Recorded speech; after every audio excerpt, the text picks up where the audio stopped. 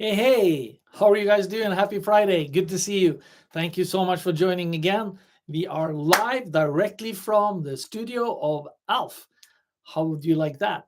Hey, so today I wanted to chat with you what's going on in the mind of a professional party event organizer. And I get these questions all the time, and I've actually been writing some of them down, and I wanted to kind of talk with you just kind of quick and fast about some of the thoughts and questions and the problems that they believe that we go through. And some of it is true, some of it is not. And I'm here to define the myth and also help you along the way to kind of process some of your thoughts that you might be having. So if you have any comments, comment below if you didn't make the live call, and we'll address it.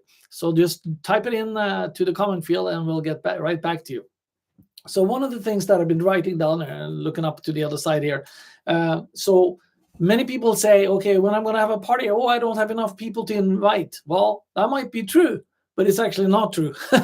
If you think so, it's going to be true. It's like they said, if you believe it is, then you're going to be true. So you have to, I didn't know exactly said that too well, did I? But you believe it to be true, then it's going to become true. I really believe in that. So you have to have a positive mind. So there's so many ways to work around that, and just realize how powerful your network is, and your friends of friends also, and people in general like to help out, especially if you engage them in the process. And this is really the key. That's one of the things I learned early on, to engage people into what I was going to do next. And when I talked to maybe 5, 10, 20 friends of mine, they said, yeah, that sounds like really cool. I said, would you come if I invited you? And boom, then I had them. They committed to going, and then I could use them in quotation mark to spread the word through the other people. Send them a text message or a nice written up email that they could forward to their friends. And I have a bunch of other tricks that I go much deeper on that, but that's one of the first questions I get. Then, secondly, when you start at these events, you've seen me talk about this before, you want to find somebody to partner with too. So it's kind of similar to what I just talked about, but you definitely want to have a partner that you can do it with. That's a key point. You'll hear me talk about that over and over again, but it's so important that I'm saying it again. Let me look at my list here. I don't have any money to start out with. Guess what? The first party I had zero money up front, nothing. We only charged $5 at the door. This is back in the mid 80s. And we packed the place in a little place that probably legally held 150 people. We put in 250 people there. We didn't know better, but it was a blast. People loved it. And luckily we had a little outside area. We could go in the back and steam off and get away from the crowd. It was so many people, but it was a great event. So you don't need to have any cash to start this business out. That's the beautiful thing. And there's many ways to actually get cash up front. Excuse me. Pardon me. I have a little water here. It's almost happy hour here in Norway, but we'll do this in a sober format. Maybe I'll have a glass of wine with you one of these days. So you don't need to have money in your pocket in order to do it, but there's ways to get money up front, like I just said. So you can bring in a sponsor, or you can get people to prepay for the event. So they pay you maybe 10 days in advance, a week in advance, a month in advance, depending on what it is. And then you can give them certain perks. So obviously you can do the reduction in price, and you say the price will go up so and so much by such and such a date, and you got to stick to that, right? And or you could say, hey, you get VIP seating for this price now. So something like that. You can do many different things. So that's one thing. So you don't need any money up front. Okay, let me check on my list again here. Let's see now. And it's another one is they ask us, I don't have any ideas what kind of party that I should produce. Well, another thing that I talk about very often too, I find out what do I like to do and what do I think my friends like to do. And that's the first thing. Then I ask my friends, as I paint a picture, I said, hey, what about if I put together a beach party and I had oysters and salmon and I had chefs from the Culinary Academy and 2-3 DJs and maybe a wet t-shirt contest, but you also could play volleyball and drink and party and have a great time with another 500, 600, 700 people. That's exactly what I did.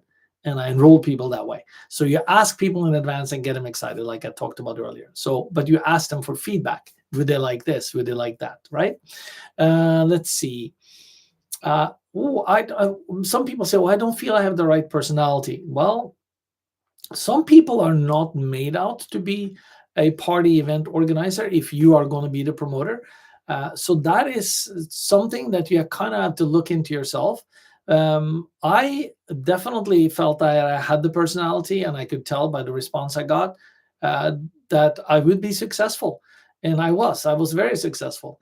And it's not for everyone, so that's something you just got to figure out. Do you have the ability? You got to ask yourself and look at yourself. Do you have the ability to talk to somebody and get them excited about an event where there's something you wanted to do? One of the things I did was a kind of a signature event of mine. Took a bunch of people to the Gypsy Kings concert. Many of you haven't even heard about the Gypsy Kings, but I'll tell you what, they were a Latin band, six brothers with guitars and playing beautiful Latin music. You can look them up, Gipsy Kings. Wonderful Latin music. And they were the world's most popular band in the 80s and 90s. And they would come into San Francisco every now and then. 13 years in a row, I took busloads of people to go to the Gypsy Kings. My point why I'm talking about this is that I asked people if they would be excited about something like this. So that's another way to kind of figure out if the event is going to be successful. Okay. Many people have self-doubt. I do too at times. We go up and we go down. So you got to make sure that you stay positive. How do you stay positive? I read books. I look at movies that are inspirational. I play music that are inspirational, that I feel like dancing. Sometimes I would dance in my room all by myself just because I love the song, and I would play it loud, or even if I'm in the car. So just work on your mood and make sure that you can be on an upbeat type of what do you call it, attitude when you are out there and about people. You always want to be upbeat, and and you don't want to be heard talking about negative things and stuff like that, and being skeptical of things, if you follow what I mean. So that's one thing. So you want to be upbeat and motivated. Let's see. Oh, so another one is like, oh, I don't have the sound system. I don't have the it could be a little clicker to count the people at the door. I don't have the resources to whatever it might be. Well, that's another thing. You don't want to start downing yourself with these things, because you can borrow things. You can there's resources all over the place. So that's another key thing I like to talk about. Where are you a resourceful person? Do you know how to get things that you don't have, ideally at no cost, or where somebody can lend it to you and you give it back to them? So that's another great skill to have. Okay. And some people say, oh, I don't have the right network. You'd be surprised what you can do through your friends or friends. If you had 20 friends that knew you well, liked you, and loved hanging out with you, I tell you what, like this, you could get 400 people to your party just like that. And I've done it many times. And I called it a boiler room. And I'm not going to get into the details. You heard me talk about it in other videos and stuff before. I have a video called 20 by 20 equals 400. Check it out. It's a fantastic concept. So your network is much bigger than you like to think. Okay, so just keep that in mind. Let's see. Then we have something about, I have 10 lies people are believing about themselves that slow them down or stop them in their tracks. Okay, so one of them is like, oh, I'm not good enough. Now we're talking about being motivated and having confidence in yourself. And you build that slowly but surely, but believing and visualizing your outcome. I'm not going to get into all of that stuff there, but that's about staying positive, reading books, listening to stuff, even having a vision board of what it is that you see yourself achieving. Write it down, put a picture on the board, find a picture on the internet and print it out and put it on the board. Write it out. Journal. Write down the day before, let's say at night, what you're going to do the next day. What are the top 3 things you need to do to get your a little bit closer to your goal? If you can just improve 1% every day, you'll be amazed at how much you will be able to accomplish in a year. There's a saying there, I forget exactly what it was, Tony Robbins said, but yeah, I'm not going to try to quote it now because I probably butcher it. So that's one thing. And one of the other things I talked about, you don't have enough people, da da da da da. And you might, I mean, some people say, "Oh, I don't have enough energy. What do I do to succeed in this field?" Well, it's going to require a lot of energy, no question. I'm not going to deny that. So being physically fit is good, meaning you can run, you can you may be good at lifting weights, or you do some kind of sports. I was always into sports. When I was doing my parties, I was playing hacky sack or footbag, and practiced several times a week. And every weekend, Saturday and Sunday in Golden Gate Park, I would play hacky sack, and competed in the World Championship many times. You could look me up on the net, Alf Markussen. And yeah, just stay fit, stay healthy. I was also a vegetarian, believe it or not, for 25 years. Did a lot of juicing, used a Vitamixer. Went to the farmer's market every Saturday morning. I went there on a bicycle, had a little baby trailer in the back that I hitched onto my bike and filled the whole damn thing up. I mean, seriously, with all kinds of greens and good stuff. I did my shopping then, and we'd go through all the hundreds of farmers that would come into San Francisco every Saturday morning. Early in the morning, we'd go there.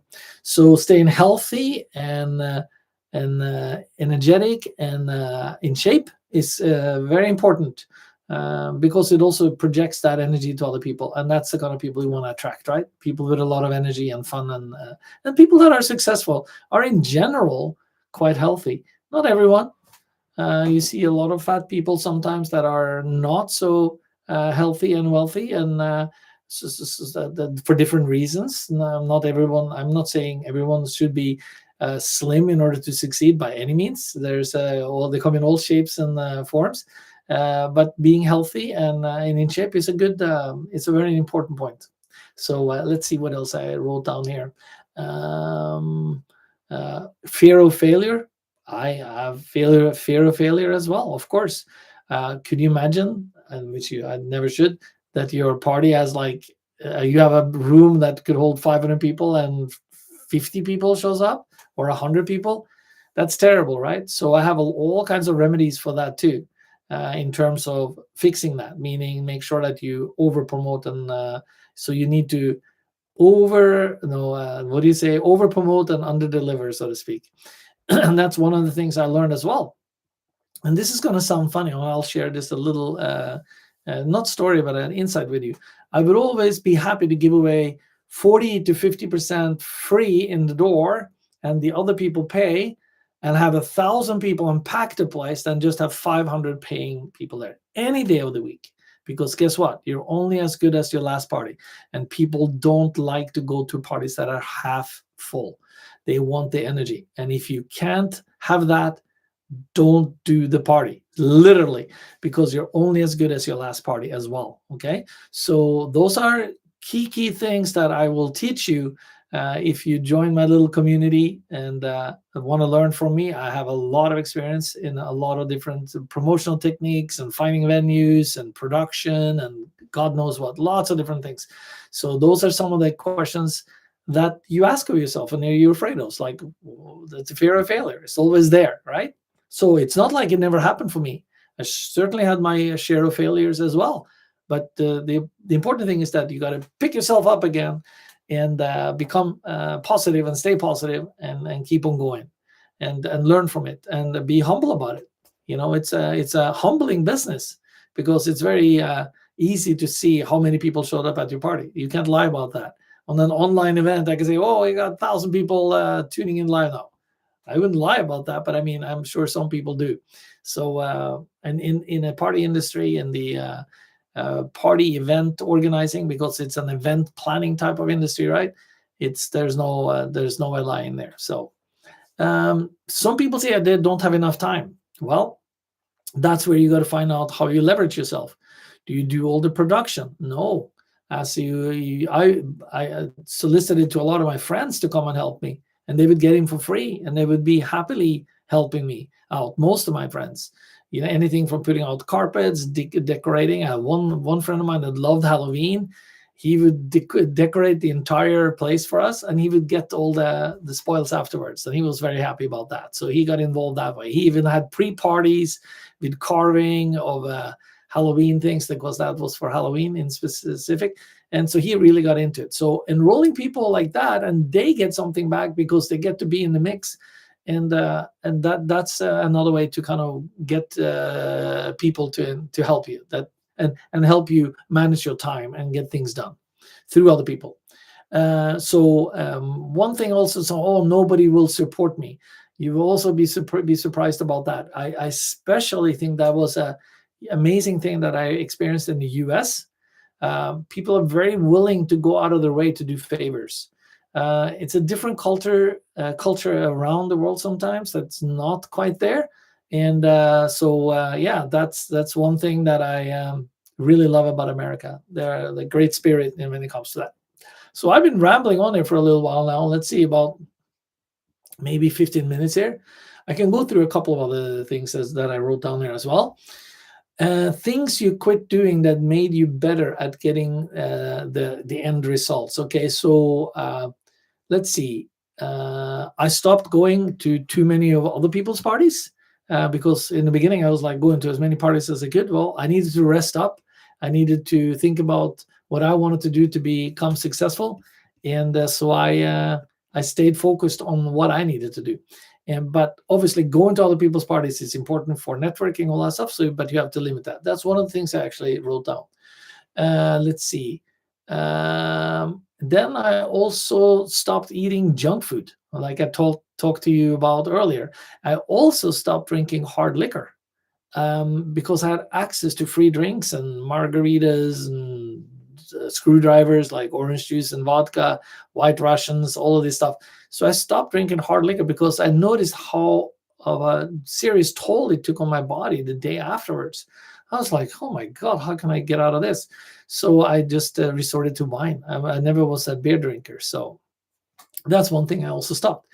Then I also stopped consuming low quality content, meaning crappy movies, watching too much of the news. To this day, actually, this is kind of an inside story on me here. I haven't watched news for almost 3 years. No, it's more than that. Jesus, it's more than that. It's 4 years. So I get the important news that I need to get through friends and family. They tell me if something happens.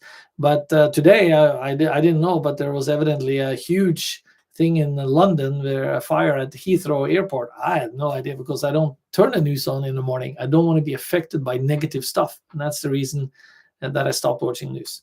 But I love watching documentaries and be on top of things in that regards, and reading articles and stuff like that. I do, but I don't want to be affected by the negative news. So I just tune them out. The news comes on in my car and the radio, turn it off. So yeah, that's how I manage that, honestly. Then I also I stepped up my game plan when it comes to becoming smarter at business. So I formed mastermind groups. Mastermind group is 2 or more people that get together for a common goal. So I'm in 2 mastermind groups right now. One has been since 2003, 2004. So like almost 25 years. Another one since 2012, and we started selling on Amazon. And that's a collaborative of 4 to 6 people that decides to get together and all help each other with their businesses. They could be totally different businesses, it could be the same business, but you don't want to compete with each other, with anyone inside the group. So mastermind groups is something I love.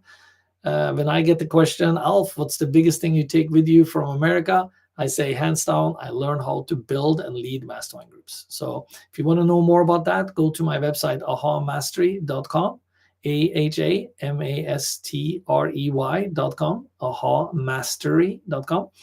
Check it out. And if you're doing anything you're doing, if it's going to be sports, finding a soulmate, starting a new business, solving a problem that is like really important for you, stick a mastermind on it.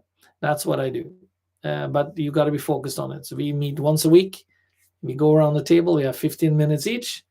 What are you working on? What have you learned? What are you struggling with? What do you need help with? What have you learned that we can all benefit from? So we go boom, boom, boom. So we, instead of one person trying to do things alone, we help each other and we climb much faster, much with much more power and much more resolute. And you can also be held accountable if you want to have an accountability partner. So that's another really key thing that I'm doing also to stay successful and focused.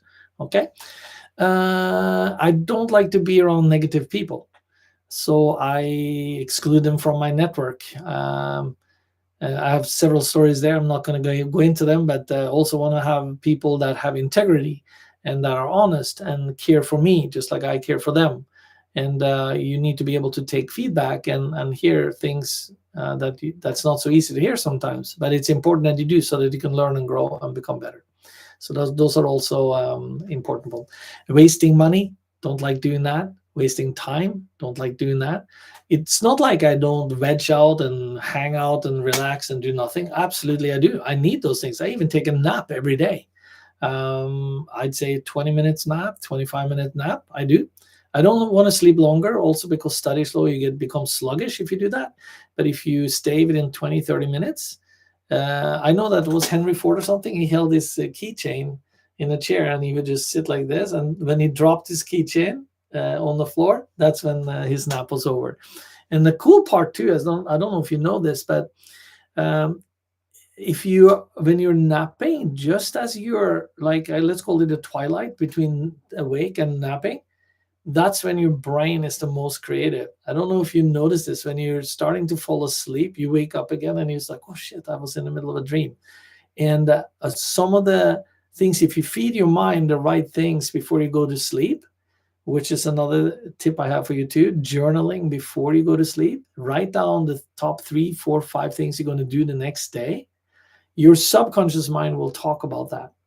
So that's a beautiful thing. So anyway, you know what? I don't want to keep you too long. I hope you learn a bunch of things about what it is to be a human being, a party event organizer. It's a fantastic opportunity, and it'll always be around. People always would want to connect and meet somebody. I know we are a lot on the digital phone these days, but it's so important to be alive. And like my Fritz brothers say, I'm going to get into that another time. They say it's great to be alive. And it really is. Go out there, spread the joy, help other people, meet other people, connect people, be the connector. I didn't talk about that today. Help people solve their problems, give more than you take, and spread joy and laughter and love and happiness and honesty, and make sure that everyone wins and help other people win as well. And then, excuse me, and then you will also be successful.